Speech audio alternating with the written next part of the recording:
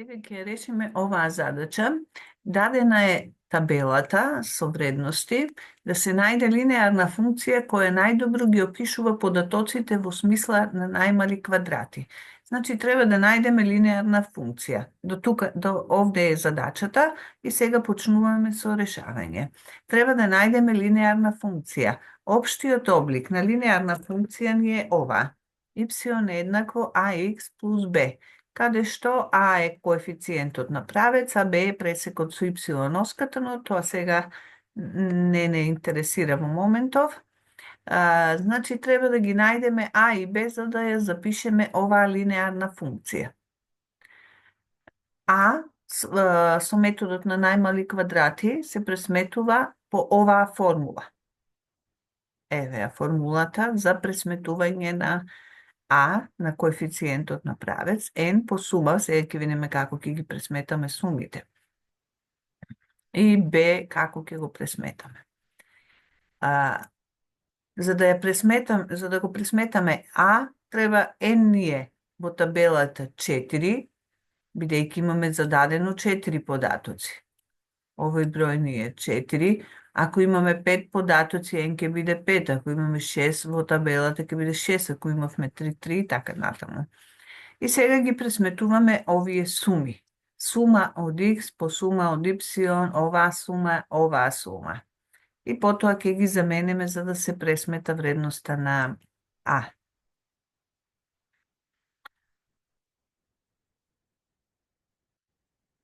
Ајде, прво најлесно, да ја пресметаме сумата од X. Значи, сите X-ови кои ќе ги собереме. 1 плюс 3 плюс 5 плюс 6. Сите овие X-ови. Сумата од Y ќе биде кога сите Y ќе ги собереме. 1 плюс 2 плюс 4 плюс 6. Сумата од X, тука сум ја добила 15, пресметани ми се. Овде сумата од Y е 13, сумата од X по Y. Како ќе биде? X по Y. Еден, што ме сума, плюс другите X, Y, 3 по 2, плюс 5 по 4, плюс 6 по 6.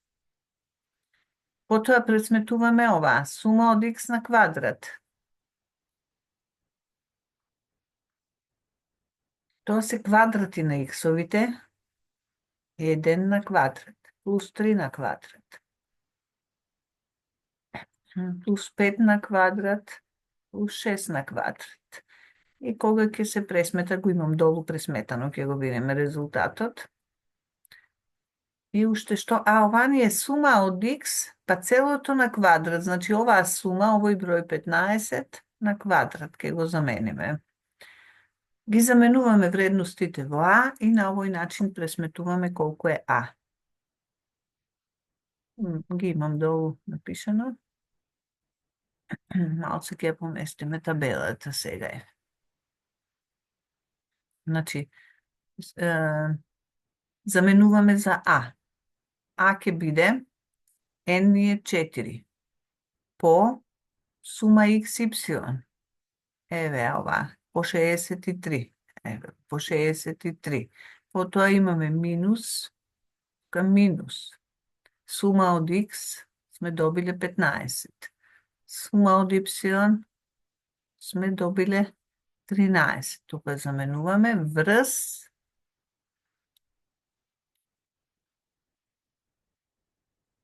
N е 4, рековме, по сума од X квадратите на X е 71 минус сума од X, еве, 15, па целото на квадрат, 15 на квадрат.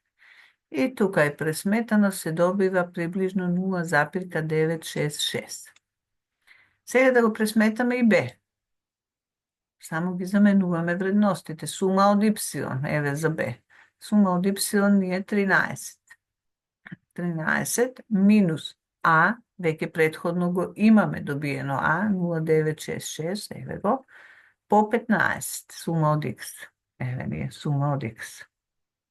Еве ни е сумата од x и заменуваме овде. Врз n, n ни е 4. Сето ова е пресметано и се добива минус 0,373.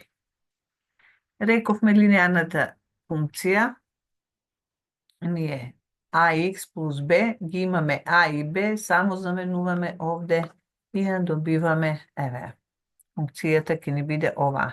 0, значи на местото на 0,966, на местото на b го заменуваме овој број, минус 0,373. И ова е линеарна функција која што најдобро ги опишува податоците.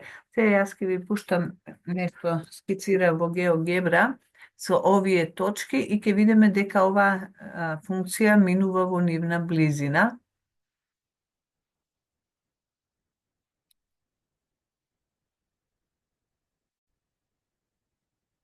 Еве, ова е за тие што сакаат малку подлабоко да навлезат во проблемот, графички зададено, инаку не треба.